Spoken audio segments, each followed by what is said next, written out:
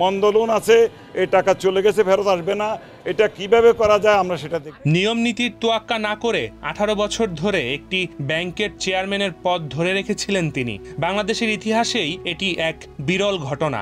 ব্যাংকটি থেকে নামে বেনামে ঋণ নিতে যারাই তার সামনে বাধা হয়ে দাঁড়িয়েছেন তাদেরকেই ব্যাংক থেকে বিভিন্ন কৌশলে সরিয়ে দিয়েছেন তিনি। বলছি এক্সিম ব্যাংকের সাবেক চেয়ারম্যান নজরুল ইসলাম মজুমদারের কথা। প্রায় 18 বছর পর গত 29 আগস্ট ব্যাংকটির পরিচালনা পর্ষদ ভেঙে দিয়েছে বাংলাদেশ ব্যাংক।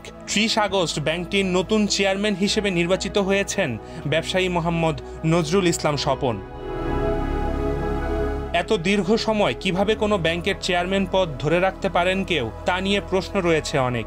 ব্যাংক কোম্পানি আইন অনুযায়ী 3 বছর করে 2 মেয়াদের বেশি কেউ ব্যাংক পরিচালক থাকতে পারতেন না। পরে যদিও আওয়ামী লীগের সুবিধাভোগী ব্যবসায়ী ব্যাংক উদ্যোক্তাদের চাপে তা 12 বছর করা হয়, কিন্তু সেই পরিবর্তিত নিয়মও মানেননি নজরুল ইসলাম মজুমদার। তিনি 2006 সালের শেষের দিকে এক্সিম ব্যাংকের পরিচালক হন। এরপর দীর্ঘ 18 বছরেও চেয়ারম্যান পদ থেকে কেউ তাকে সরাতে পারেনি। এ সময় তিনি বাংলাদেশ ব্যাংকের নীতিমালার ওপর উচ্চ আদালত থেকে স্থগিতাদেশ নিয়ে এক্সিম ব্যাংকের পরিচালক পদটি ধরে রাখেন। এক্সিম ব্যাংকের পরিচালনা পর্ষদে তার অনুগত ছাড়া কাউকে রাখতেন না তিনি।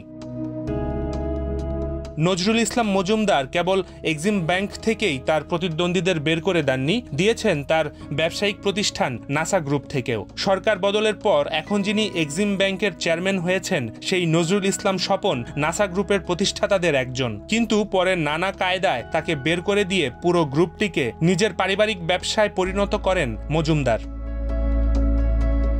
বিশ্বস্ত সূত্র বলছে ক্ষমতাচ্যুত প্রধানমন্ত্রী শেখ হাসিনার আস্থাভাজন হওয়ায় নজরুল ইসলাম মজুমদারের বিরুদ্ধে কেউ আওয়াজ তোলার সাহস পেত না। কোনো সংবাদ মাধ্যমে তার বিরুদ্ধে কোনো সংবাদ পরিবেশন করা হলে একটি গোয়েন্দা সংস্থা দিয়ে তিনি তাকে শায়েস্তা করতেন এবং মামলার জালে আটকিয়ে হয়রানি করতেন বলে অভিযোগ রয়েছে। বিভিন্ন সময়ে ব্যাংক কোম্পানি আইন পরিবর্তন করে উদ্যোক্তাদের সুবিধা বাড়ানো ও নীতি পরিবর্তনে ভূমিকা রেখে আসছিলেন তিনি।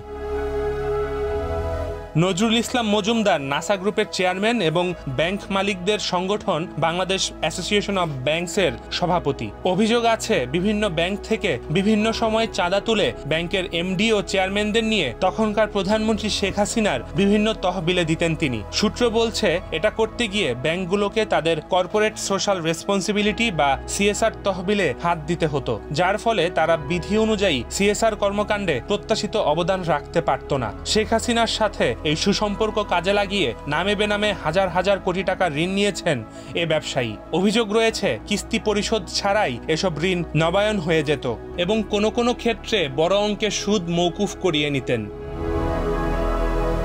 গত 5 আগস্ট শেখ হাসিনা সরকারের পতনের কদিন আগেই সপরিবারে দেশ ত্যাগ করেছেন নজরুল ইসলাম মজুমদার। সরকার পরিবর্তনের পর তার ব্যাংক হিসাব জব্দ করেছে বাংলাদেশ ব্যাংকের Bangladesh financial intelligence unit BFIU। একই সঙ্গে তার স্ত্রী নাসরিন ইসলাম ও তাদের পুত্রকন্যার ব্যাংক হিসাবও জব্দ করা হয়েছে। নজরুল ইসলাম মজুমদারের মতো লুটেরাদের শাস্তির আওতায় না আনা হলে ব্যাংকিং খাতে শৃঙ্খলা আসবে না বলে মত বিশ্লেষকদের। ডেস্ক রিপোর্ট, দি ফাইন্যান্সিয়াল এক্সপ্রেস।